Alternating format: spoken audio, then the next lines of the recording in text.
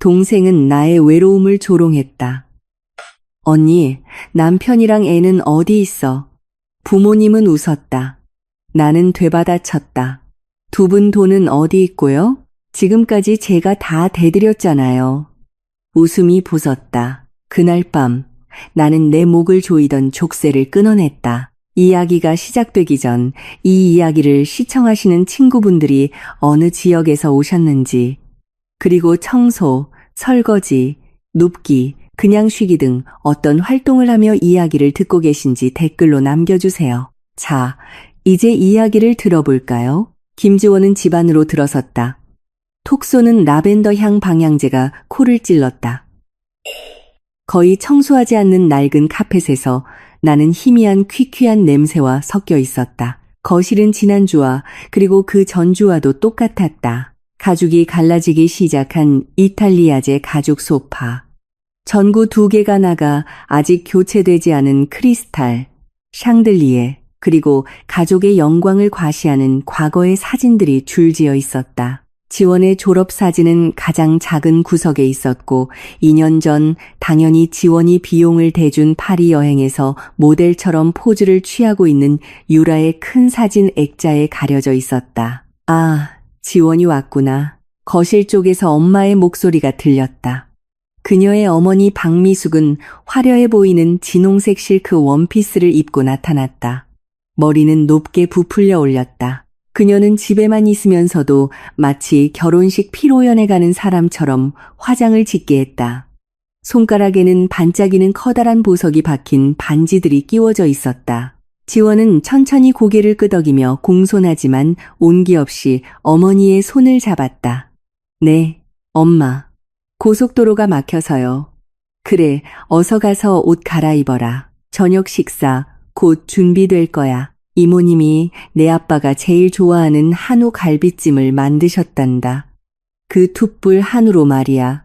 어머니는 마치 그 한우를 살 돈이 바로 엊그제 지원이 이체해준 돈에서 나왔다는 사실을 잊은 듯 자랑스러운 어조로 말했다. 지원은 그저 알겠다고 중얼거리며 2층 자신의 방으로 올라갔다. 방은 여전히 깔끔하고 차가웠다.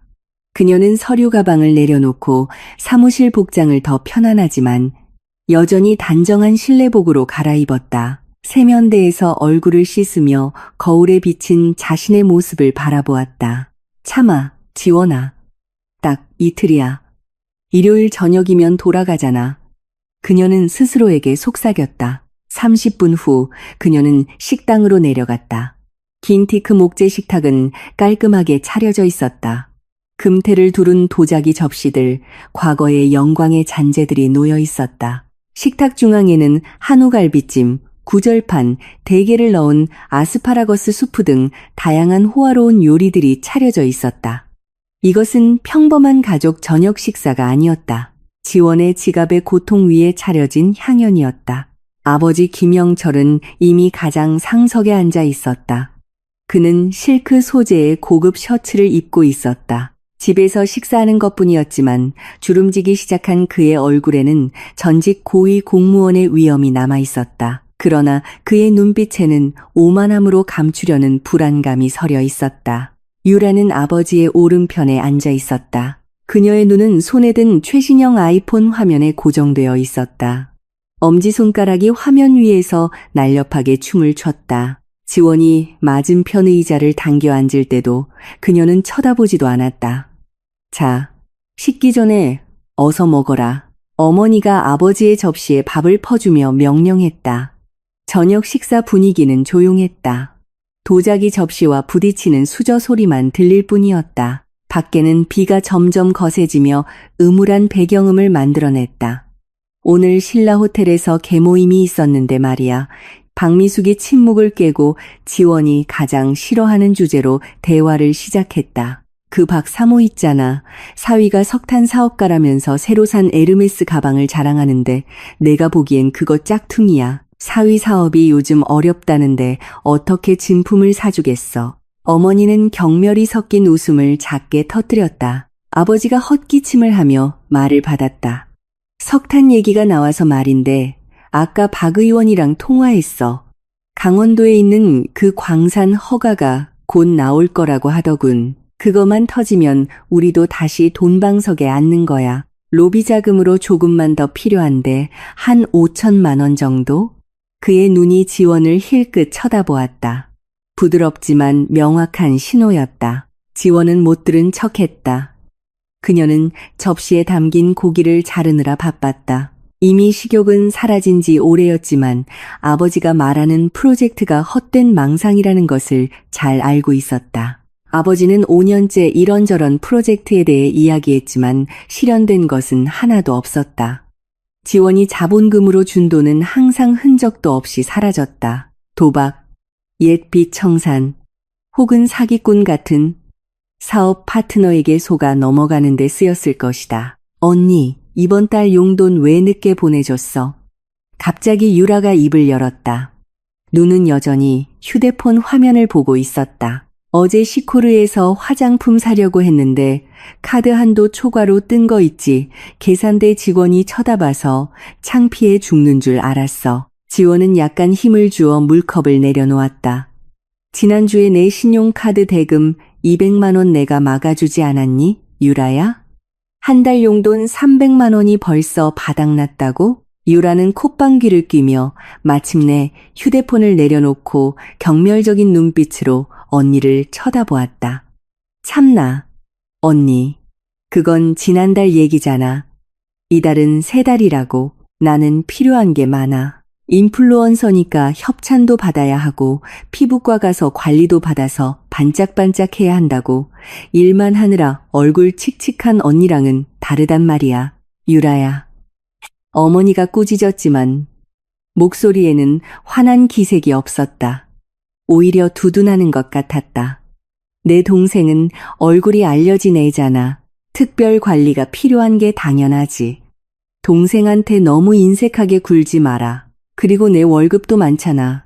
뭐하러 그렇게 쌓아만 둬. 죽을 때 가져갈 것도 아니고.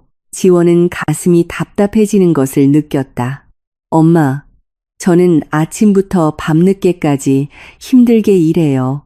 그 돈이 하늘에서 떨어지는 게 아니라고요. 저도 제 미래를 위해 저축해야 해요. 무슨 미래? 유라가 말을 잘랐다. 목소리가 높아지며 귀를 찔렀다. 붉은 립스틱을 바른 입술에 냉소가 어렸다. 그 아파트에서 혼자 늙어가는 미래? 언니, 자각 좀 해.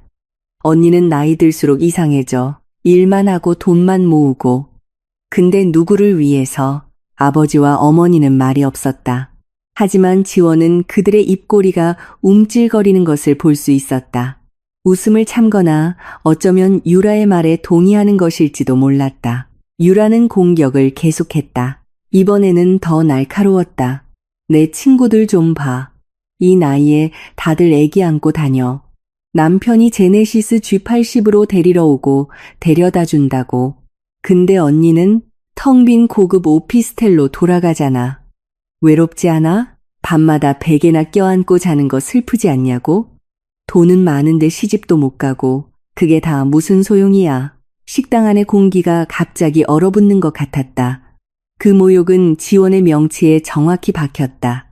결혼하지 않은 것이 부끄러워서가 아니었다. 자신의 가족이 그녀의 독신 상태를 그녀를 상처 입히는 무기로 사용하고 있기 때문이었다. 그들이 경멸하는 이 노처녀의 땀방울 위에서 기생하면서 말이다. 지원은 앞에 앉은 얼굴들을 하나씩 쳐다보았다. 자신의 돈 없이는 무력하면서도 거만한 아버지의 얼굴, 허영심에 가득 차 망상 속에서 사는 어머니의 얼굴, 그리고 자신이 학비까지 대줘 대학을 졸업시킨 그 졸업장이 어디에 쓰이는지도 모를 동생 유라가 혐오스러운 눈빛으로 자신을 쳐다보는 얼굴. 그들은 그녀가 지불한 음식을 즐기고 있었다. 그들은 그녀가 전기세를 내는 집에 살고 있었다. 그들은 그녀가 사준 옷을 입고 있었다. 그러나 그들의 눈에 지원은 부자 사위를 안겨주지 못한 실패한 완벽한 여성이자 걸어 다니는 지갑일 뿐이었다. 지원은 손이 떨리는 것을 느꼈다. 두려워서가 아니라 수년간 억눌러온 분노가 마침내 끓는 점에 도달했기 때문이었다.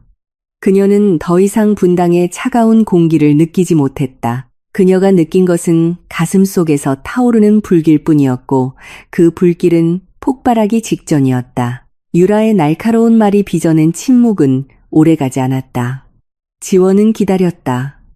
혹시나 부모님에게서 한 조각의 변호라도 있을까? 어쩌면 아버지가 식탁을 치며 지금까지 가족의 기둥 역할을 해온 언니에게 무례하게 굴었다고 유라를 꾸짖을지도 모른다고. 혹은 어머니가 결혼만이 여성의 행복의 유일한 척도는 아니라고 말할지도 모른다고. 그러나 그 희망은 산산조각 났다. 그 순간 그녀의 마음처럼 변호 대신 들려온 것은 가벼운 웃음소리였다. 어머니는 냅킨으로 입을 가리고 킥킥거렸다. 마치 유라가 세상에서 가장 재미있는 농담을 한 것처럼. 아버지도 빙그레 웃으며 고개를 저으며 다시 국을 한 숟가락 떴다. 그들의 웃음은 행복한 웃음이 아니었다. 동의의 웃음이었다. 지원이 정말로 한심하다는 것을 인정하는 웃음이었다. 내 동생 말이 맞다, 지원아. 웃음이 궂은 후 어머니가 말했다. 그녀의 눈은 이해하기 힘든 시선으로 지원을 바라보았다. 동정과 경멸이 뒤섞인 시선이었다. 엄마가 계모임 친구들 만나면 창피해.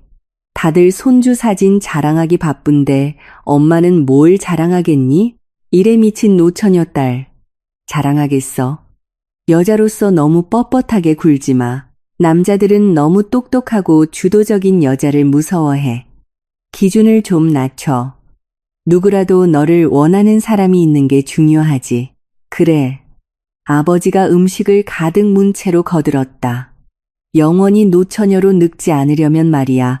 이웃들 보기 부끄럽다. 이 집은 큰데 아기 울음소리가 없으니 패하게 느껴져.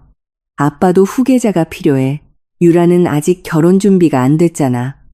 아직 젊음을 즐기고 싶어하니 네가 본보기를 보여야지. 지원의 피가 끓어올랐다. 뜨거운 기운이 발끝에서부터 머리끝까지 빠르게 퍼져나갔다. 귀가 윙윙거렸다. 밖에서 들려오는 거센 빗소리가 사라지는 것 같았다. 그 대신 전쟁의 북소리처럼 세차게 뛰는 자신의 심장 박동 소리가 들렸다. 수년 동안 그녀는 이 모든 것을 삼켜왔다. 효도를 위해 모욕을 삼켰다. 책임을 위해 피로를 삼켰다.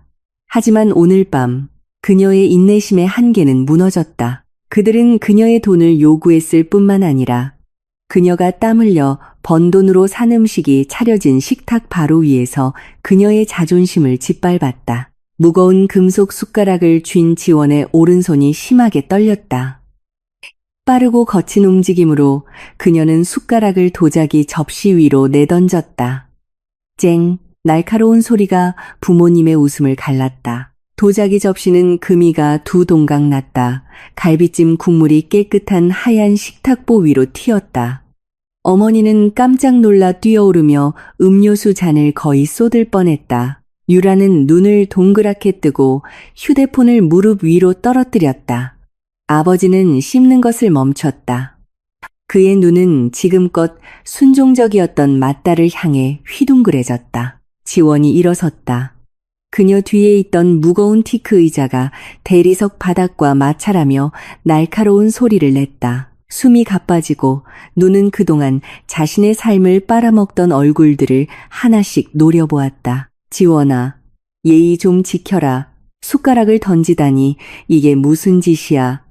아버지가 훼손된 위엄을 되찾으려 소리쳤다. 어른이 말씀하시는데 듣기는커녕 화를 내다니. 말씀이라고요? 지원의 목소리는 낮게 떨렸지만 면도날처럼 날카로웠다. 그 모욕을 말씀이라고 부르시는군요. 누가 모욕을 했다는 거야? 어머니가 소리쳤다. 그녀의 얼굴은 놀람과 분노로 붉어졌다. 우리는 그냥 널 조언해 준 것뿐이야. 네가 혼자인 건 사실이잖아. 남편이 없는 것도 사실이고 아이가 없는 것도 사실이고. 지원은 웃었다. 건조하고 쓰라리고 무서운 웃음이었다. 맞아요. 두 분 말씀이 다 맞아요. 제 남편과 아이가 어디 있냐고요? 없어요. 저는 텅 빈 오피스텔로 돌아가고 혼자 자고 혼자 일어나요. 그녀는 유라의 눈동자를 똑바로 쳐다보았다. 유라는 움츠러들었다. 언니가 이렇게 화난 것은 처음 보았다. 하지만 지원은 몸을 앞으로 기울여 호화로운 음식이 가득한 식탁 위에 양손을 짚었다. 두 분 돈은 어디 있고요? 침묵. 그 질문은 목을 베기 직전의 칼처럼 공중에 매달려 있었다. 영철의 얼굴이 창백해졌다. 미숙의 입은 굳게 닫혔다. 제가 묻잖아요. 두 분 돈은 어디 있냐고요? 지원의 목소리가 한 옥타브 높아졌다. 그녀는 아버지 앞에 놓인 접시를 가리켰다. 아빠가 그렇게 맛있게 드시는 그 한우 누가 샀어요? 저예요. 가격이 얼마인 줄 아세요? 1kg에 20만 원이에요. 아빠 지갑에 지금 20만 원 있어요? 없죠. 그녀의 손가락이 유라에게로 향했다. 앞에 주차된 네가 인스타그램에 자랑하려고 분당을 돌아다닐 때 타는 그 벤츠. 지난달 할부금 누가 냈어? 나야. 정비 비용은 누가 냈고?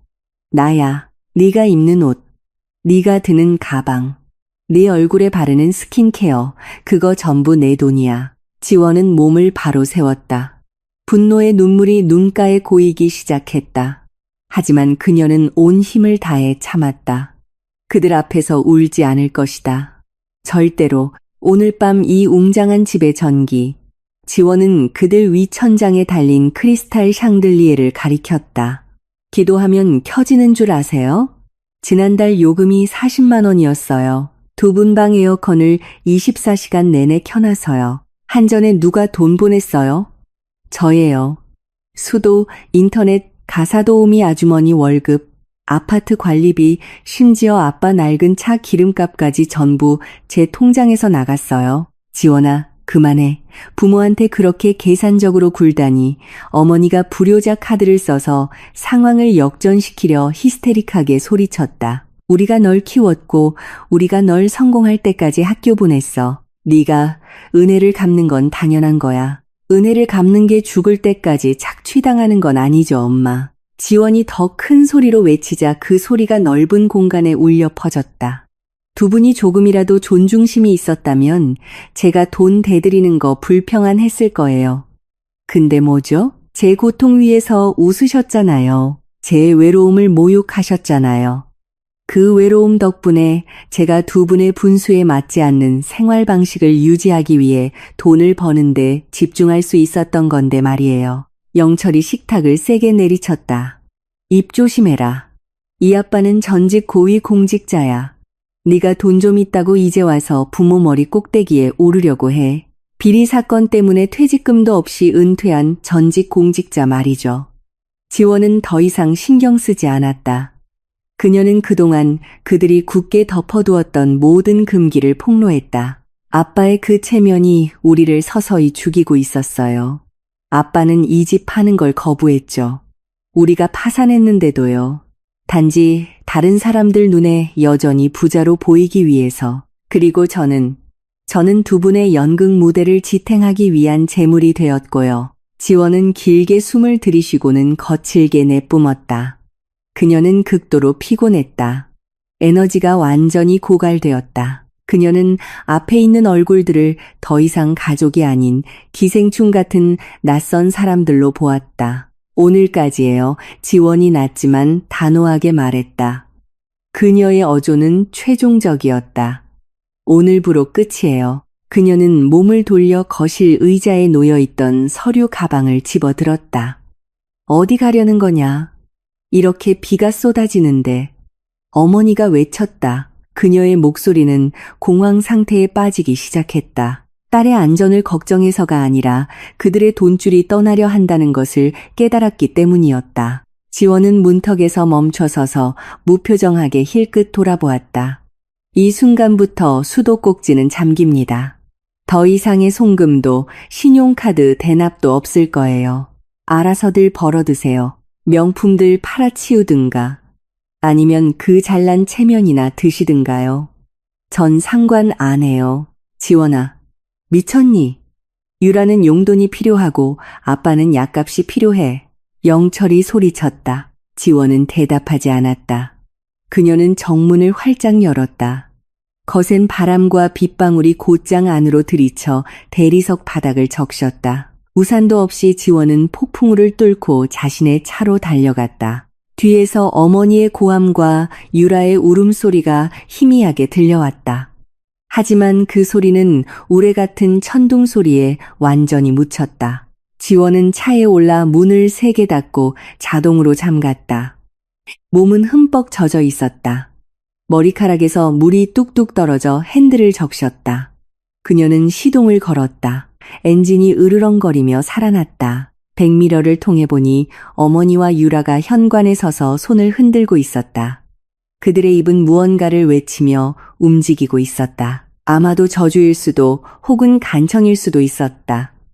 지원은 신경 쓰지 않았다. 그녀는 가속 페달을 깊게 밟았다. 젖은 보도블록 위에서 타이어가 끼익 소리를 냈고 검은색 SUV는 그 오만한 낡은 집의 대문을 빠져나가며 독이 든 과거를 뒤로 했다. 그날 밤 무섭게 비가 쏟아지는 분당의 폭풍우 속에서 지원은 단지 집을 떠난 것이 아니었다. 그녀는 그동안 자신을 가두었던 삶을 떠난 것이었다. 서울로 돌아오는 길은 마치 전쟁터에서 탈출하는 것 같았다. 지원은 미끄러운 고속도로에서 정상 속도를 훨씬 초과하여 차를 몰았다. 아드레날린이 여전히 혈관 속에서 맹렬히 펌핑되어 길 내내 그녀의 손은 떨림을 멈추지 않았다. 아까 참았던 눈물이 마침내 터져나왔다. 슬픔 때문이 아니라 너무나 복잡하게 뒤섞인 감정의 분출 때문이었다. 분노, 실망, 하지만 무엇보다도 안도감. 마치 오랫동안 폐를 짓누르던 커다란 돌덩이가 막 들어올려진 것처럼 가슴속에 이상한 가벼움이 느껴졌다. 새벽녘 지원은 강남의 자신의 오피스텔 로비에 도착했다. 근무 중인 경비원이 공손하게 인사했다. 방금 부모님 집에서 받은 대우와는 극명한 대조였다. 그녀는 엘리베이터를 타고 25층으로 올라가 조용하고 현대적인 자신의 공간으로 들어갔다. 문이 닫히자마자 고요함이 그녀를 맞았다. 하지만 이번에는 그 고요함이 외롭게 느껴지지 않았다. 그 고요함은 보호막처럼 느껴졌다. 지원은 가방을 소파에 던지고 하이힐을 아무데나 걷어차고는 바로 욕실로 향했다. 그녀는 거의 30분 동안 따뜻한 샤워기 물줄기 아래 서서 물이 그 낡은 집의 남은 향기, 가족의 차가운 손길, 그리고 잠시 스쳤던 죄책감을 씻어내도록 내버려 두었다. 실크 잠옷 가운을 입고 욕실에서 나온 지원은 바로 잠자리에 들지 않았다. 생각이 너무 많았다. 그녀는 진한 블랙커피 한 잔을 내리고 깨어있는 서울의 스카이라인이 보이는 큰 창문 앞에 책상에 앉았다. 노트북을 열었다. 화면의 빛이 그녀의 창백하지만 강철 같은 의지가 담긴 얼굴을 비췄다. 오늘 밤 그녀는 모든 것을 정리하기 전에는 잠들지 않을 작정이었다. 그녀는 모바일 뱅킹 앱, 개인 재무 스프레드시트, 신용카드 청구서 내역을 열었다. 어디 보자. 그녀는 낮게 중얼거렸다. 내가 그동안 얼마나 바보 같았는지 한번 보자. 그녀는 지난 7년간의 계좌 거래 내역을 뽑기 시작했다. 처음으로 큰 승진을 하고 가족의 재정적 책임을 떠맡기 시작한 때부터였다. 그녀는 스프레드시트에 가족 부채라는 새 열을 만들었다. 손가락이 키보드 위에서 날렵하게 춤을 췄다. 숫자 하나하나를 입력했다. 입력하는 금액을 볼 때마다 그녀의 눈이 휘둥그레졌. 첫 해, 분당집 지붕 수리비 1억 5천만 원. 둘째 해, 아버지 도박 빚 상환 2억 원. 셋째 해, 수능 실패 후 뒷문으로 들어간 유라의 대학 입학 기부금 8,500만 원. 유라를 위한 벤츠 구매비 7천만 원. 이자가 없도록 현금 일시불. 어머니와 사교계 친구들의 터키 여행, 경비 6천만 원. 미용 목적이면서 호흡 문제 핑계를 댄 유라의 코 성형 수술비 1,500만 원. 목록은 아래로 계속 이어졌다. 전기, 수도, 인터넷, 유라의 헬스클럽, 회원권, 어머니의 계모임 회비, 아버지의 기름값 같은 사소해 보이는 월별 청구서들. 84개월을 곱하니 그 액수는 무시무시했다. 지원은 모든 것을 합산했다. 엔터 키를 눌렀다. 총액이 굵은 글씨체로 화면에 나타났다. 13억 4,500만 원, 13억. 지원은 입을 다물지 못했다. 의자에 몸이 스르르 무너졌다. 13억. 그렇게 많은 돈이 흔적도 없이 사라졌다. 진심 어린 감사 인사, 한 번 제대로 하지 않은 사람들의 체면과 생활 방식에 의해 불태워졌다. 그 돈이면 그녀는 투자용으로 오피스텔 한 채를 더 사거나 세계 일주를 하거나 조기 은퇴를 위해 저축할 수도 있었다. 아까 잠시 가라앉았던 분노가 다시 타올랐다. 하지만 이번에는 더 차갑고 계산적이었다. 지원은 식어가는 커피를 한 모금 마셨다. 이제 충분했다. 그녀는 더 이상 단 1원도 그들을 위해 자신의 계좌에서 나가도록 내버려 두지 않을 것이다. 그녀는 새 브라우저 탭을 열어 은행 서비스 사이트에 접속했다. 첫 번째 단계, 가족 카드. 그녀는 유라가 들고 있는 카드의 사용 내역을 보았다. 바로 오늘 오후 명품 부티크에서의 마지막 거래가 아직 처리 중 상태였다. 지원은 카드 관리 메뉴를 클릭했다. 망설임 없이 그녀는 영구정지 옵션을 선택했다. 이 카드를 영구적으로 정지하시겠습니까? 라는 팝업 창이 떴다. 매우. 지원은 예 버튼을 누르며 읊조렸다. 두 번째 단계, 분당집 공과금. 지금까지 분당집의 모든 한전, 수도, 인터넷 요금은 지원의 계좌에서 자동 이체되고 있었다. 그녀는 그 연결을 하나씩 끊었다. 한전 자동이체 해지, 수도 자동이체 해지, 통신사 자동이체 해지. 다음 달부터 그들이 직접 내지 않으면 그 집은 칠흑 같은 어둠과 메마름에 잠길 것이다. 보조금 없이 사는 것이 어떤 것인지 느껴보게 하리라. 아버지가 촛불 켜는 법을 배우고 어머니가 우물에 아직 물이 있다면 물 쉬는 법을 배우게 되리라. 세 번째 단계, 건강보험. 지원은 부모님과 유라를 위해 VVIP급 민간 건강보험료를 내고 있었다. 그녀는 해당 보험사의 24시간 콜센터에 전화했다. 안녕하세요. 김지원입니다. 제 가족 3명의 보험 플랜을 하향 조정하고 싶습니다. 저편의 상담원 목소리가 혼란스러워 보였다. 네, 김지원 고객님. 어떤 플랜으로 내리시겠습니까? 추가 특약을 모두 해지해 주세요. 정부에서 보장하는 국민건강보험만 남겨두고요. 이번 달부터 민간보험료 자동이체 중단해 주세요. 고객님, 죄송하지만 해지하시면 나중에 입원 시 VIP 병실 보장이 안 됩니다. 상관없어요. 지원은 차갑게 대답했다. 다른 일반 시민들처럼 다인실에서 치료받으면 되죠. 전화를 끊은 후 지원은 손이 약간 떨리는 것을 느꼈다. 부모님을 민간 보험 없이 두는 것은 극단적인 조치였고 잔인하게 들렸다. 하지만 지원은 아까 어머니가 했던 말을 떠올렸다. 네 돈은 어디 있니? 지원은 씁쓸하게 미소 지었다. 제 돈은 여기 있어요, 엄마. 그리고 이제 그 돈은 여기, 제 통장에 그대로 있을 거예요. 마지막 단계, 임시 연락처 차단. 지원은 내일 아침 이 해지 알림이 그들의 휴대폰에 도착하면 테러가 시작될 것을 알았다. 그녀의 전화는 쉴 새 없이 울릴 것이고 카카오톡은 욕설과 가짜 자살 소동 드라마로 가득 찰 것이다. 지원은 근무 시간에 방해받고 싶지 않았다. 그녀는 정신을 회복할 평온이 필요했다. 그들의 번호를 완전히 차단하지는 않았다. 상황을 지켜볼 필요는 있었기 때문이다. 하지만 아버지, 어머니, 유라의 연락처에 대해 방해금지 모드를 활성화했다. 모든 전화는 바로 음성 사서함으로 넘어가고 메시지는 알림 없이 보관함으로 들어갈 것이다. 새벽 3시. 감사 완료, 실행 완료. 지원은 노트북을 닫았다. 오피스텔은 매우 조용했지만 이번에는 힘을 실어주는 고요함이었다. 그녀는 큰 유리창으로 다가가 새벽이 오기 전 서서히 빛을 잃어가는 서울의 불빛을 바라보았다. 비는 그쳐 있었다. 그녀는 차가운 유리에 손바닥을 댔다. 그동안 그녀는 보이지 않는 탯줄에 묶여 질식할 것 같았다. 태어났다는 이유로 목숨 빚을 졌다고 느꼈다. 하지만 오늘 밤 그녀는 그 빚이 청산되었다는 것을 깨달았다. 13억은 그녀의 자유를 되찾기에 충분하고도 남는 대가였다. 지원은 떨렸다. 부모의 축복 없는 미래에 대한 두려움 때문이 아니라 방금 절단 수술을 했다는 사실을 깨달았기 때문이었다. 그녀는 살아남기 위해 이미 썩어버린 자신의 몸 일부를 잘라냈다. 아프고 쓰라리고 벌어진 상처를 남겼다.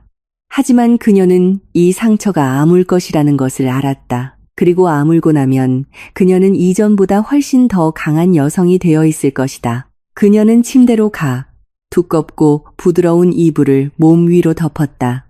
7년 만에 처음으로 지원은 내일 어떤 청구서를 내야 할지 생각하지 않고 눈을 감았다. 내일은 월요일, 근무일이었고 처음으로 그녀는 오직 자기 자신만을 위해 일하게 될 것이다. 서울의 월요일 아침은 보통 경적 소리와 길게 늘어선 교통체증으로 시작된다.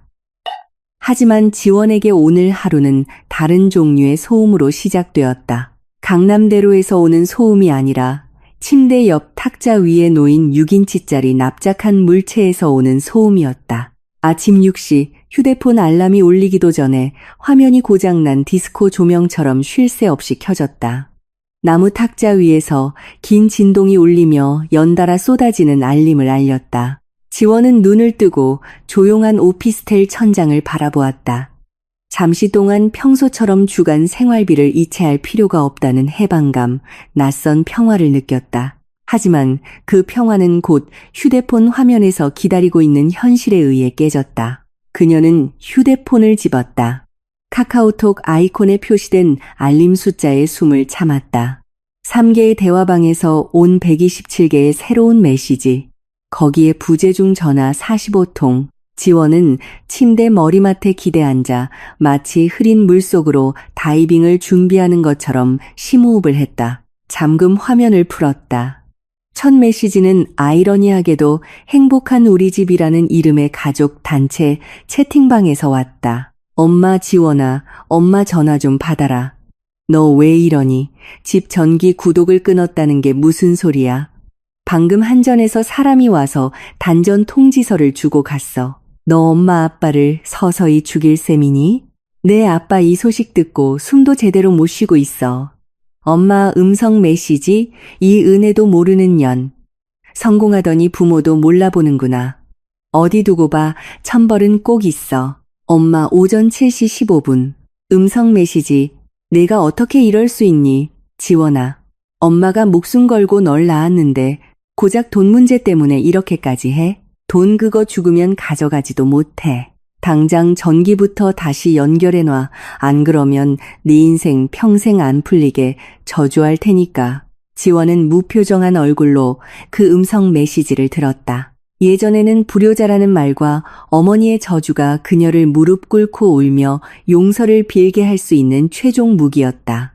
하지만 오늘 아침 그 말들은 공허하게 들렸다. 이미 유통기한이 지난 조종의 메아리일 뿐이었다. 그녀는 죄책감을 느끼지 않았다. 오히려 연기력이 형편없는 막장 드라마를 보는 기분이었다. 그녀는 유라가 보낸 개인 메시지로 넘어갔다. 유라 언니, 내 신용카드 왜 정지됐어? 유라, 나 지금 인플루언서 친구들이랑 스타벅스에 있는데 완전 창피해 죽겠어. 커피 한 잔에 6,000원인데 결제가 안 되는 거야.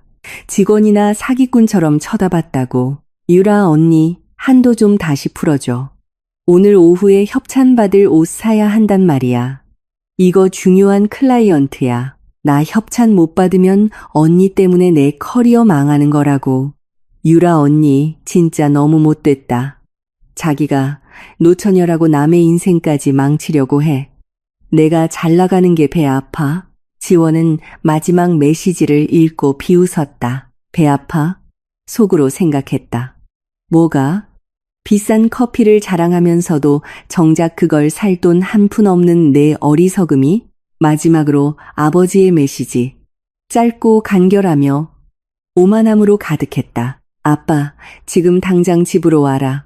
현금 5천만 원 들고. 급한 일이다. 아빠, 화나게 하지 마. 넌 아직 내 딸이야. 버릇없게 굴지 마라. 지원은 휴대폰을 다시 내려놓았다. 그 어떤 메시지에도 답장하지 않았다. 귀를 자존심으로 막은 사람들과 논쟁하는 것은 아무 소용이 없었다. 그녀는 일어나 씻고 단정한 회색 블레이저 정장 차림으로 출근 준비를 했다. 매트한 벽돌색 립스틱을 바르고 거울을 보며 스스로에게 말했다. 오늘 너는 전쟁을 하는 거야, 지원아. 하지만 이번에는 네가 지휘권을 쥐고 있어. 강남 파이낸스 센터 40층에 있는 사무실에 도착한 지원은 회사의 분기 재무 보고서에 집중하려 애썼다. 하지만 테러는 멈추지 않았다. 사무실 전화가 울렸다. 로비의 안내 데스크 직원이 자신의 어머니라고 주장하는 중년 여성이 사무실로 전화해 직원들에게 소리를 지르며 이사님 방으로 연결해달라고 요구하고 있다고 알렸다. 지원은 관자놀이를 눌렀다. 어머니가 그녀의 직장 영역까지 공격하기 시작했다. 이건 선을 넘었다. 김 대리님. 지원이 인터컴을 통해 비서에게 말했다. 제 가족 번호로 오는 모든 개인적인 전화는 차단해 주세요. 이 사진과 하루 종일 중요한 회의 중이라고 말씀해 주시고요. 그리고 만약 제 가족이라고 주장하는 사람이 로비에 찾아오면 절대 올려보내지 마세요. 필요하면 보안팀을 부르시고요. 네. 이사님. 비서가 걱정스러운 목소리로 대답했다. 지원은 혼자서는 이 일을 감당할 수 없다는 것을 알았다. 번호를 차단하는 것보다 더 강력한 방어벽이 필요했다. 법이 필요했다. 그녀는 휴대폰을 집어들고 수백 개의 새로운 알림을 무시한 채 연락처 목록에서 한 이름을 찾았다. 박준영 변호사. 준영은 그녀의 대학 동기였다. 똑똑하고 논리적이며 그녀가 아는 최고의 기업 변호사 중 한 명이었다. 한때 가까웠지만 지원이 가족을 부양하느라 바빠지면서 그들의 관계는 그저 비즈니스적인 친구 사이로 멀어졌다. 여보세요, 준영아. 오늘 점심에 만날 수 있을까? 급한 개인적인 일이야. 전화가 연결되자마자 지원이 말했다. 그날 오후 청담동의 한 프라이빗한 일식집에서 지원은 준영과 마주 앉았다. 그는 예전과 똑같았다. 얇은 테 안경에 날카로우면서도 편안한 눈빛을 한 단정한 모습이었다. 지원은 모든 것을 털어놓았다. 친구에게 하소연하는 것이 아니라 의뢰인으로서 변호사에게 이야기했다. 그녀는 자금줄을 끄는 것, 자신이 받은 디지털 테러, 그리고 아버지가 자신의 이름을 끌어들일 수 있는 무모한 짓을 할지도 모른다는 두려움에 대해 말했다. 지원은 지난 7년간의 이체 증명서 뭉치와 가족에게서 받은 협박성 메시지 캡처 화면을 건넸다. 그들을 감옥에 보내고 싶지는 않아, 준영아. 어쨌든 내 부모님이시니까. 하지만 법적 보호가 필요해. 내가 장난하는 게 아니라는 걸 그들이 알아야 해. 그리고 아빠가 단순히 신용카드 빚보다 더 큰 무언가를 숨기고 있는 것 같아. 준영은 서류를 뒤적였다. 그의 미간이 좁혀졌다.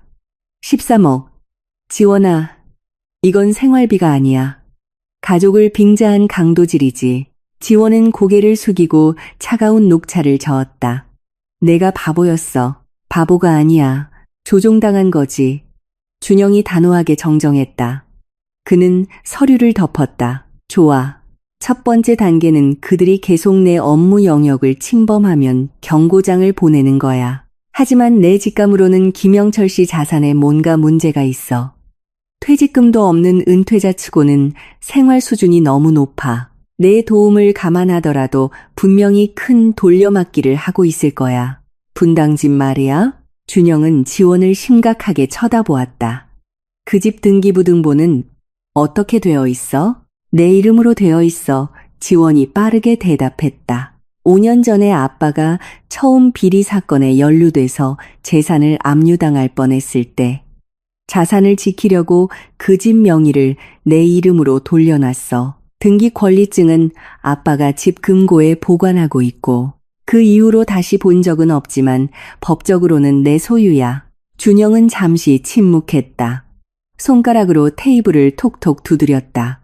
지원아, 내가 등기부 등본이랑 내 아버지와 내 이름으로 된 신용정보 조회를 해보게 해줘. 그 금고에 보관된 등기 권리증에 대해 안 좋은 예감이 들어. 지원의 등 뒤로 차가운 기운이 스며들었다. 아빠가 그걸 팔았을 거라고 생각해? 네가 없이는 파는 건 어려웠겠지만 사채 시장에서는 불가능한 게 없어. 준영이 의미심장하게 말했다.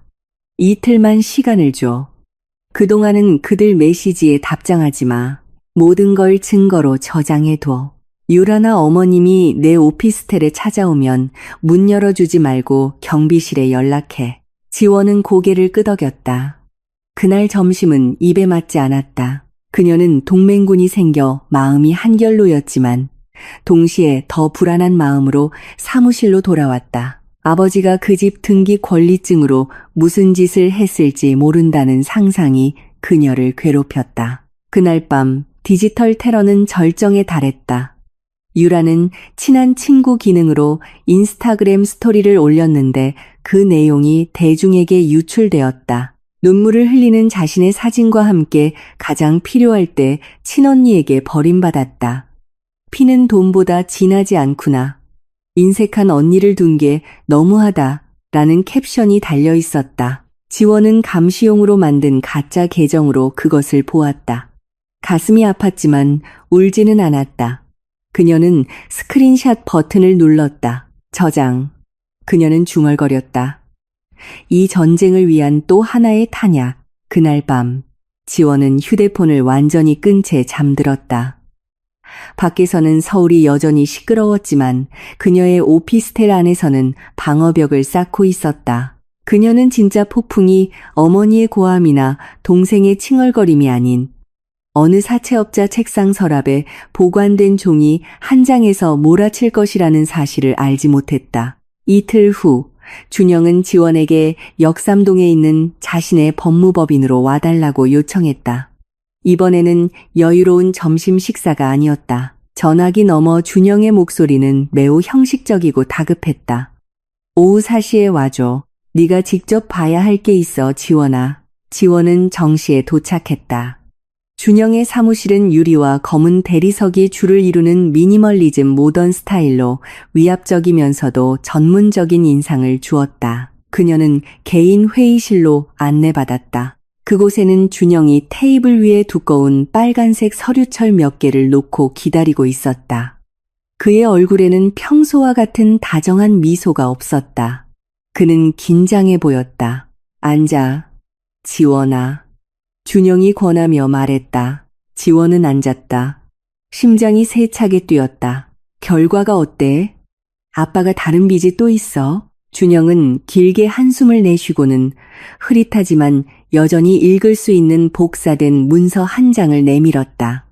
자산 추적과 신용 조회를 해봤어. 좋은 소식은 내 이름은 시중은행에서는 깨끗해. 주요 국책은행이나 시중은행에 김지원 이름으로 된 연체대출은 없어. 지원은 안도의 한숨을 내쉬었다.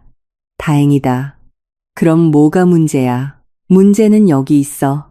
준영이 빨간 서류철을 가리켰다. 내가 공증인이나 비공식 대부업계, 즉 제2금융권의 인맥이 좀 있어. 네가 예산을 줄였는데도 아버님 생활 방식이 여전히 사치스러운 게 의심스러워서 친구에게 부탁해서 그쪽 네트워크를 확인해 달라고 했지. 준영은 서류철을 열었다.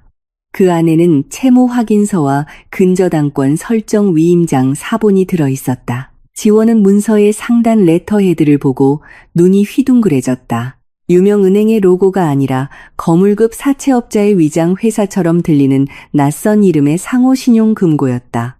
하지만 지원의 심장을 믿게 한 것은 거기에 적힌 서명이었다. 담보 제공자란에는 분명히 김지원이라고 쓰여 있었고 그 이름 위에는 서명이 그어져 있었다. 그녀의 서명이었다. 이건 지원은 말을 잇지 못했다. 그녀는 종이를 만졌다. 손이 심하게 떨렸다. 준영아, 나 이런 거 서명한 적 없어. 하늘의 맹세코, 나 이 금고에 가본 적도 없어. 이런 곳이 있는 줄도 몰랐어. 알아. 준영의 목소리가 공감으로 가득 차 부드러워졌다. 날짜를 봐. 6개월 전이야.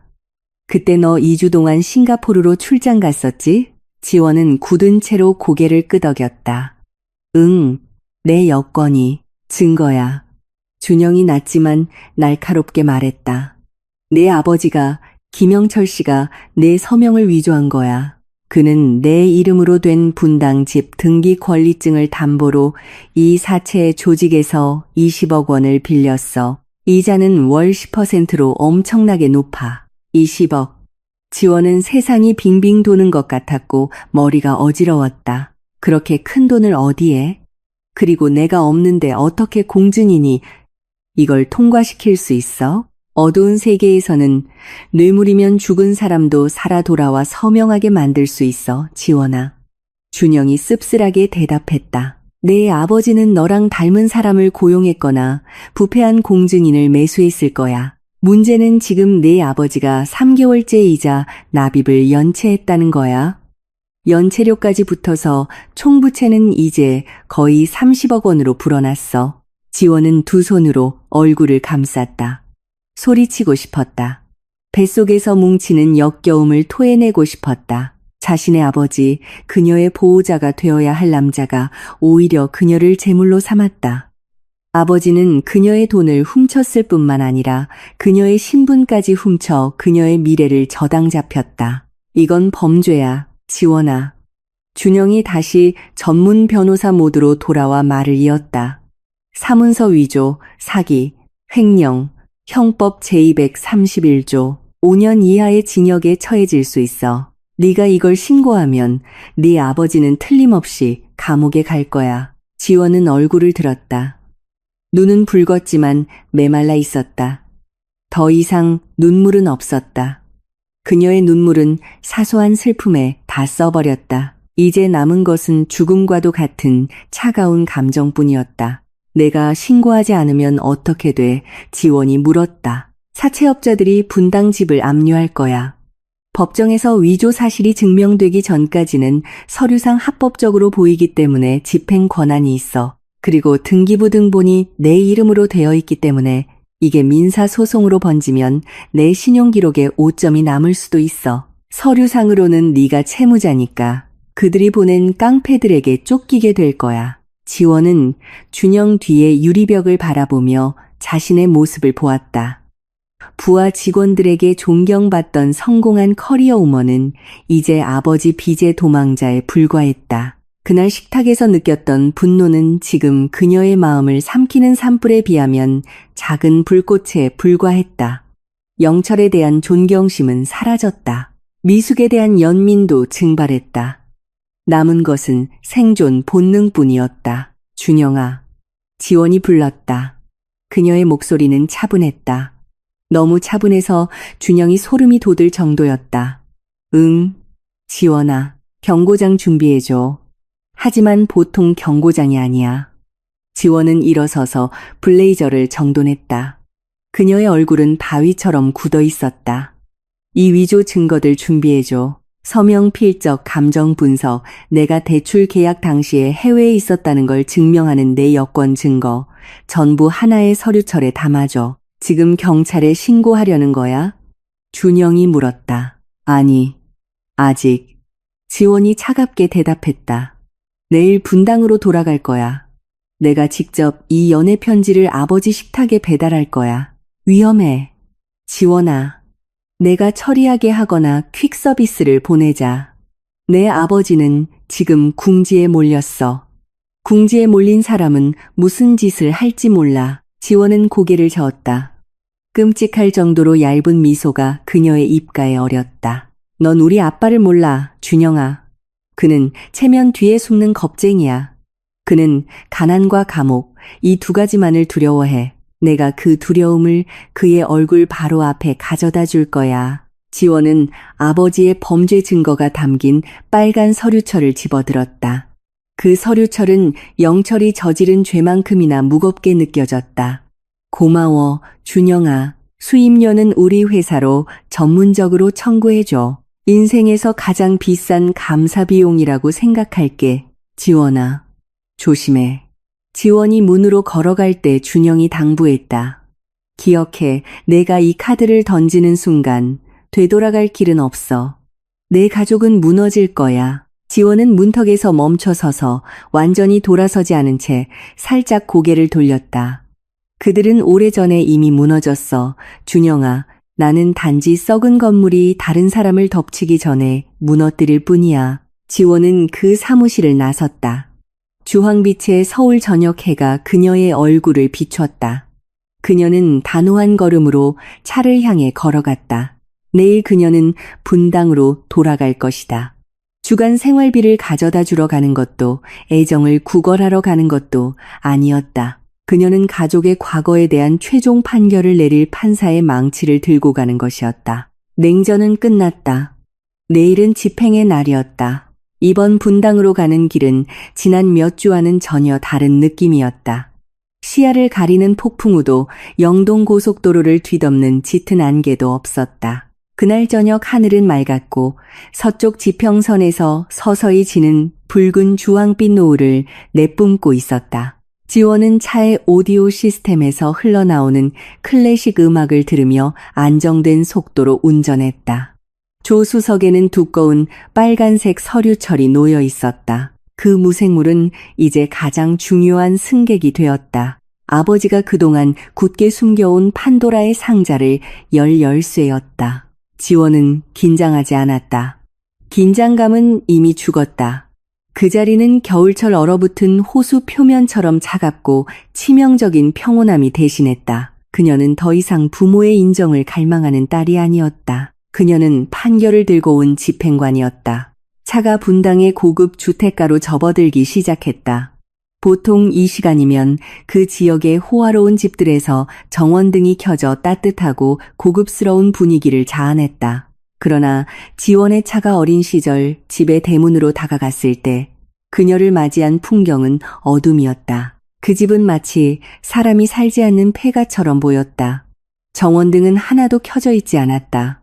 평소 노란 불빛을 내뿜던 큰 창문들은 이제 칠흑같이 어두웠다. 마치 길거리를 멍하니 쳐다보는 텅 빈 눈동자 같았다. 페인트가 벗겨진 식민지 시대풍 건물의 외관을 비추는 것은 희미한 달빛뿐이었다. 지원은 경적을 한 번 울렸다. 자동 대문은 움직이지 않았다. 물론 그녀가 3일 전에 전기를 끊었기 때문이었다. 그녀는 차에서 내려 녹슨 무거운 철문을 직접 손으로 밀어야 했다. 삐걱거리는 경첩 소리가 밤의 정적을 깼다. 마치 낡은 집의 고통스러운 비명처럼 들렸다. 차를 주차한 후 지원은 정문으로 걸어갔다. 노크하지 않았다. 그녀에게는 여전히 예비 열쇠가 있었다.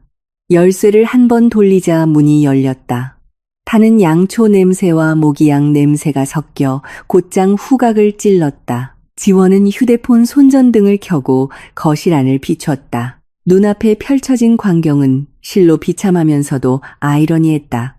거실 중앙에는 그녀가 그동안 생활을 책임져온 세 사람이 앉아 있었다. 그들은 커피 테이블 위에 큰 양초 하나를 둘러싸고 모여 있었다. 어머니는 어디서 구했는지 모를 값싼 대나무 부채로 연신 부채질을 하고 있었다. 에어컨이 꺼져 얼굴이 땀으로 번들거렸다. 유라는 소파에 웅크리고 앉아 아마도 남은 배터리를 아끼려는 듯 어두운 휴대폰 화면을 언짢은 얼굴로 쳐다보고 있었다. 아버지는 촛불을 멍하니 바라보며 조용히 앉아 있었다. 마치 무너진 왕국의 운명을 애도하는 듯했다. 지원의 손전등 불빛에 그들은 깜짝 놀라며 눈을 가늘게 떴다. 누구세요? 어머니가 쉰 목소리로 외쳤다. 공황 상태의 기색이 역력했다. 지원은 손전등 빛을 내려 얼굴이 어둠 속에서 보이게 했다. 저예요. 지원아, 어머니가 소리쳤다. 이번에는 분노와 안도가 뒤섞인 목소리였다. 그녀는 자리에서 일어서다 거의 촛불을 건드릴 뻔했다. 세상에, 드디어 왔구나. 너 정말 미쳤니?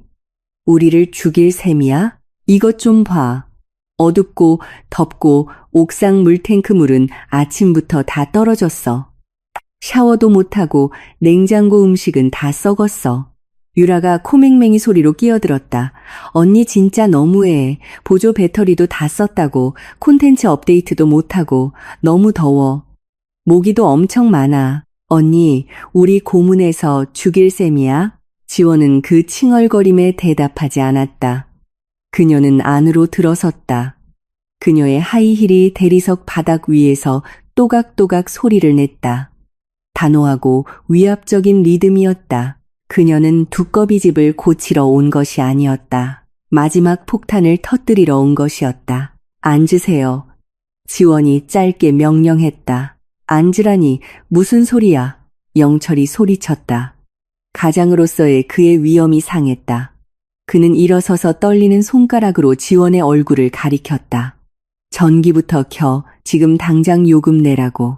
아빠는 이렇게 거지처럼 어두운 데서 얘기하고 싶지 않아. 앉으시라고요, 아버님. 지원이 반복했다.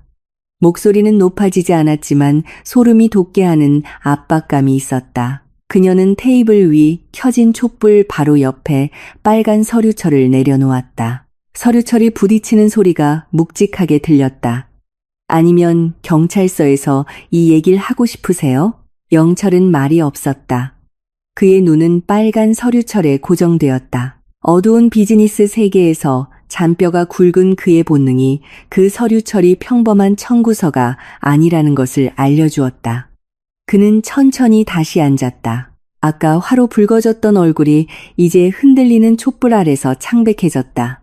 아버지의 태도에서 급격한 분위기 변화를 감지한 어머니와 유라도 입을 다물었다. 그들은 망설이며 다시 자리에 앉았다. 그게 뭐니? 어머니가 작은 목소리로 물었다. 지원은 서류철을 천천히 열었다. 그녀는 중요한 부분에 노란색 형광펜으로 표시된 채무 확인서와 위임장 복사본을 꺼냈다. 20억 원이에요. 지원이 담담하게 말했다. 이자와 연체료를 더하면 지금은 거의 30억 원이고요. 영철은 숨을 참았다. 그의 눈은 지원을 감히 쳐다보지 못했다. 그는 바닥을 응시하며 자신의 무릎을 꽉 쥐었다. 상호 신용금고 정상. 지원이 말을 이었다. 사채업자 이름치고는 괜찮지 않아요? 그녀의 눈은 아버지의 정수리를 날카롭게 쳐다보았다.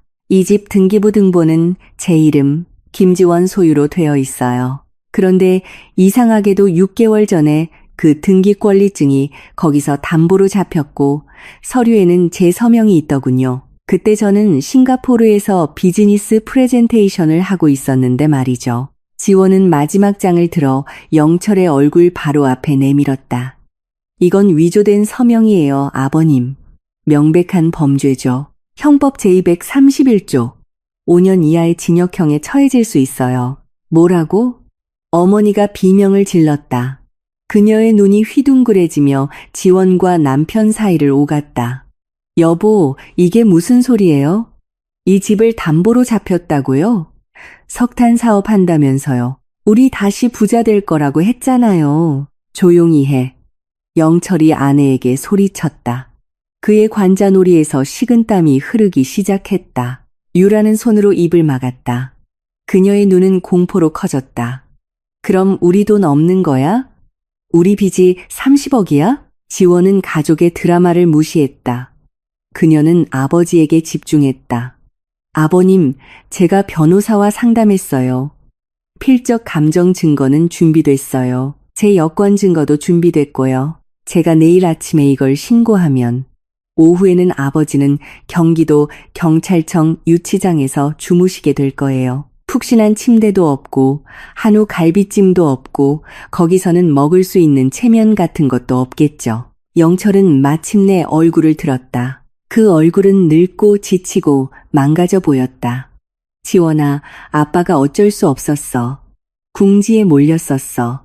그 프로젝트가 다음 달이면 성사될 줄 알았어. 그냥 임시 자금이 필요했을 뿐이야. 너한테 나쁜 짓 하려던 게 아니었어. 우리 가족을 위해서 한 일이야. 이 집을 지키고 남들에게 무시당하지 않으려고. 가족을 위해서요?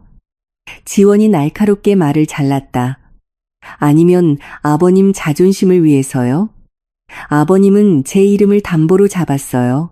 아버님이 돈을 못 갚으면, 그리고 이미 못 갚으셨지만 사채업자들이 쫓아오는 건 저예요.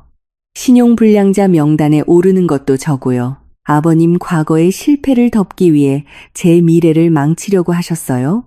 아빠가 미안하다, 지원아. 아빠 좀 도와줘. 영철이 갑자기 의자에서 미끄러져 내려와 지원의 발치 더러운 바닥에 무릎을 꿇었다. 그 광경은 너무나 비참했다. 한때 그토록 거만했던 아버지가 이제 자신의 딸 발 아래 무릎을 꿇고 있었다. 아빠 경찰에 신고하지 마. 아빠는 감옥 가면 못 버텨. 아빠 이제 늙었어, 지원아. 아빠 좀 불쌍히 여겨줘. 어머니가 통곡하기 시작했다. 지원아, 내 아빠를 감옥에 보내지 마. 어떻게 그럴 수가 있어. 내 아빠잖아. 지원은 연민 없이 아버지를 바라보았다. 그녀의 마음은 이미 돌처럼 굳어 있었다. 이 악어의 눈물은 더 이상 통하지 않았다. 그녀는 한 걸음 뒤로 물러나 거리를 두었다. 일어나세요, 아버님. 더 이상 취해지지 마세요. 지원이 차갑게 말했다. 영철이 고개를 들었다. 그의 눈은 젖어 있었다. 그럼 아빠가 어떻게 해야 하니?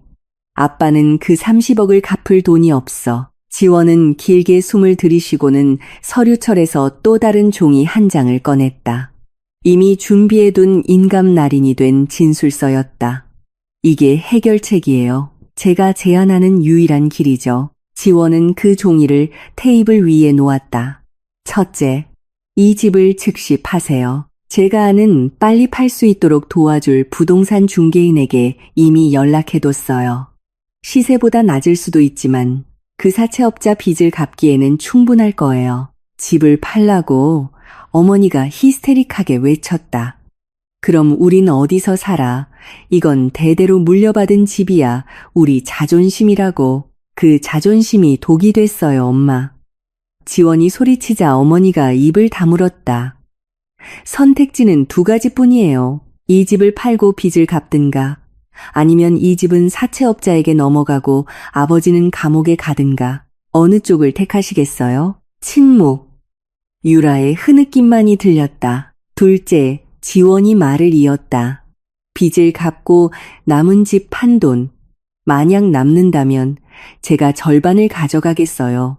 지난 7년간 제가 쓴 돈에 대한 손해배상금으로요. 나머지 절반은 작은 집을 사시든 전세를 구하시든 해서 그 남은 돈으로 사세요. 셋째, 지원의 목소리가 약간 부드러워졌지만 여전히 단호했다. 다시는 저한테 돈 달라고 연락하지 마세요. 제 사무실에 찾아오지도 마시고 SNS로 저를 괴롭히지도 마세요. 이제부터 우리 관계는 혈연 관계일 뿐 ATM과 고객 관계가 아니에요. 이 중 하나라도 어기시거나 아버님이 지금 이 매도 위임장에 서명하는 걸 거부하시면 저는 바로 경찰서로 갈 거예요. 지원은 아버지에게 펜을 내밀었다. 서명하세요, 아버님. 아버님이 직접 만드신 이 가난의 촛불 아래서 지금 당장이요. 영철의 손이 펜을 잡을 때 심하게 떨렸다. 그는 희미한 방안을 둘러보며 자신의 영광의 기억을 간직한 벽들을 바라보았다. 그는 자신이 졌다는 것을 알았다. 완전히 패배했다. 남은 힘을 다해 그는 인감 위에 자신의 서명을 그었다. 지원은 그 종이를 집어들어 잉크가 마르도록 불고는 다시 서류철에 넣었다. 좋아요. 지원이 말했다. 부동산 중개인이 내일 아침 9시에 올 거예요. 짐쌀 준비하세요. 필요 없는 건 버리시고요. 나중에 전셋집에서는 도자기나 비싼 그림 같은 건 필요 없을 테니까요. 지원은 몸을 돌려 출구로 향했다. 언니. 유라가 작은 목소리로 불렀다. 언니, 어디가? 우리 오늘 저녁은 뭐 먹어? 지원은 잠시 멈췄지만 돌아보지는 않았다. 테이블에 촛불 있잖아. 배부를 때까지 너희들 체면이나 먹어. 안녕히 주무세요. 지원은 그들을 진정한 어둠 속에 남겨두고 집을 나섰다. 차에 올라 시동을 걸었을 때 백미러를 통해 보았다. 분당 언덕 위의 낡은 집은 마치 죽어가는 거인처럼 보였다. 그리고 처음으로 지원은 슬프지 않았다. 그녀는 자유를 느꼈다. 30일은 빠르게 지나갔다. 마치 가을에 마른 잎이 떨어지듯 분당의 큰 집은 마침내 팔렸다. 어머니가 계모임에서 항상 자랑하던 환상적인 가격이 아니라 금매 가격으로 한 섬유 사업가가 건물이 대대적인 수리를 필요로 한다는 이유로 힘든 협상 끝에 70억 원에 매입했다. 그 70억 원 중에서 거의 30억 원은 등기권리증을 되찾고 숨막히는 연체료를 갚기 위해 사채 조직의 손으로 즉시 넘어갔다. 지원의 변호사 준영은 그 과정을 철저히 감독하여 그의 의뢰인이 나중에라도 법적 문제에 휘말릴 틈이 없도록 했다. 합의에 따라 지원은 남은 매각 대금에서 15억 원을 가져갔다. 그것은 그녀가 수년간 겪은 정신적, 물질적 손해를 전부 보상해주지는 못했다. 하지만 그녀에게 정의감을 느끼게 하기에는 충분했다. 나머지 약 25억 원은 그녀의 부모에게 주어졌다. 평범한 사람이 소박하게 새 삶을 시작하기에는 사실 꽤 큰 금액이었다. 그러나 구름 위에서 사는데 익숙했던 영철 가족에게 그 금액은 빵 부스러기처럼 느껴졌다. 이사하는 날은 암울했다. 고급 이삿짐 트럭은 없었다. 남은 짐을 실어 나르는 임대한 1톤 트럭 2대뿐이었다. 지원은 돕기 위해 오지 않았다. 그녀는 부동산 중개 사무소의 직원을 보내 열쇠 인계를 감독하게 했다. 영철 가족은 서울 변두리의 한 전셋집으로 이사했다. 분당의 시원함과 호화로움과는 거리가 먼 그 집은 작은 침실 3개, 부엌과 붙어있는 화장실 하나, 그리고 넓은 마당이 없었다. 그 동네에서는 이웃들이 낮은 담장 너머로 소리치며 인사를 했고 시끄러운 오토바이 배기음이 시도 때도 없이 들렸다. 현실은 그들을 세차게 덮쳤다. 전직 고위 공무원이었던 영철은 이제 좁은 집 베란다에 앉아 하루를 보냈다. 더 이상 사업상 인맥도 프로젝트를 약속하는 동료들의 전화도 없었다. 그에게 남은 것은 더 이상 수입 담배를 살 여유가 없어 피우는 값싼 국산 담배와 멍하니 앉아있기만 하면서도 낡은 고급 셔츠를 입고 있는 늙은 아저씨를 이상하게 쳐다보는 이웃들의 시선뿐이었다. 그의 자존심은 산산조각났다. 예전에 지원이 깼던 접시보다 더 산산이. 어머니 미숙은 가장 심한 문화 충격을 겪었다. 그녀는 새로운 동네의 아줌마들 계모임에 참여하려 했지만 그 계모임 회비가 수백만 원이 아닌 수십만 원이라는 것을 알고는 바로 물러났다. 더 이상 별 5개짜리 호텔에서의 애프터눈 티는 없었다. 그녀의 일과는 이제 동네를 도는 야채 트럭 아저씨와 500원 차이로 채소 가격을 흥정하는 것이었다. 노년에 어쩔 수 없이 배워야 했던 생존 기술이었다. 그녀의 명품 가방들은 대부분 생활비를 충당하기 위해 중고 거래 사이트에서 팔렸다. 25억 원은 아껴 써야 했기 때문이었다. 영철은 연금이 없었고 그들은 지원으로부터의 돈줄이 완전히 영원히 닫혔다는 것을 깨달았다. 그리고 유라의 운명은 아마 가장 아이러니했다. 언니의 신용카드도 부모의 용돈도 그리고 쓸만한 직업기술도 없이 그녀는 땅으로 곤두박질 쳤다. 인플루언서라는 타이틀로는 도시락 하나 살 수 없었다. 더 이상 명품 콘텐츠를 올리지 않자 인스타그램 팔로워들은 서서히 그녀를 떠났다. 결국 유라는 취업에 나설 수밖에 없었다. 경험이 없다는 이유로 수십 번의 지원에서 탈락했다. 마침내 그녀는 한 변두리 쇼핑몰의 국내 화장품 브랜드 판매사원으로 취직했다. 그녀는 하루 8시간을 하이힐을 신고 서서 지나가는 손님들에게 파우더와 립스틱을 권해야 했다. 어느 날 오후 전단지를 나눠주던 유라는 자신과 비슷한 또래의 젊은 여성들이 비싼 쇼핑백을 들고 활짝 웃으며 지나가는 것을 보았다. 가슴이 아팠다. 예전에는 그녀가 그들이었다. 예전에는 그녀가 서비스를 받는 쪽이었지 하는 쪽이 아니었다. 물집 잡히고 아픈 그녀의 발은 예전에 지원이 주었던 기회를 낭비한 자신의 어리석음을 매일같이 상기시켜 주었다. 그녀는 직원 화장실에서 자주 울며 자신의 신세를 한탄했다. 하지만 그 눈물은 휴식 시간이 단 1시간뿐이고 다시 손님들에게 가식적인 미소를 지으며 돌아가야 한다는 사실을 바꾸지 못했다. 한편 수백 킬로미터 떨어진 서울에서 지원은 그동안 삶에서 잃어버렸던 무언가를 찾고 있었다. 바로 자기 자신이었다. 그날 오후 25층 오피스텔 발코니에서 바라본 서울 하늘은 비가 온 뒤 맑았다. 지원은 편안한 나탄 의자에 앉아 헐렁하고 편한 옷을 입고 있었다.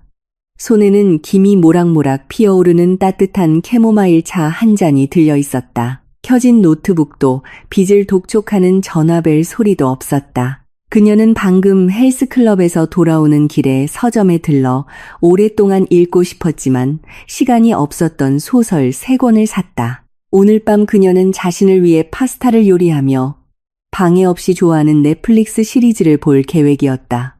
아주 단순한 계획. 하지만 그녀에게 그것은 최고의 사치였다. 그녀는 도시의 풍경을 바라보았다. 우뚝 솟은 마천루들, 빛의 강처럼 켜지기 시작하는 가로등들.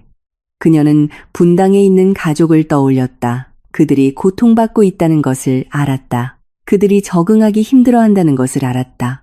가슴 속에 약간의 답답함, 인간적인 애정의 잔재가 느껴졌지만 그녀는 곧 그것을 떨쳐냈다. 그들의 고통은 그들 자신의 선택의 결과였다. 지원은 7년 동안 낚싯대, 낚싯줄, 심지어 미끼까지 주었다. 하지만 그들은 그 낚싯대를 부러뜨리고 금 접시에 담긴 다 익은 생선을 요구했다. 이제 그들은 맨손으로 낚시하는 법을 배워야 했다. 늦었지만 필요한 인생 수업이었다. 지원은 차를 한 모금 마셨다. 달콤하고 편안한 맛이었다. 예전에 유라가 그녀를 조롱했었다. 언니 남편이랑 애는 어디 있어?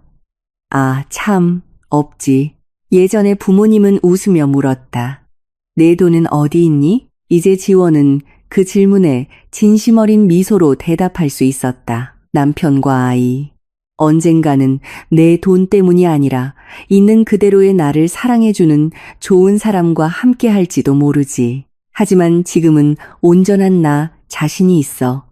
그리고 내 돈은 지원은 창유리에 비친 자신의 모습을 바라보았다. 내 돈은 내 통장에 있어 안전하게 내 미래를 위해 불어나고 있지. 그리고 가장 중요한 건 내 돈은 더 이상 독을 사는 데 쓰이지 않는다는 거야. 그날 밤 그녀의 오피스텔 식탁은 정말로 조용했다. 가식적인 웃음소리도 위선으로 가득 찬 수저 소리도 없었다. 하지만 그 고요함 속에서 지원은 가장 아름다운 소리를 들었다.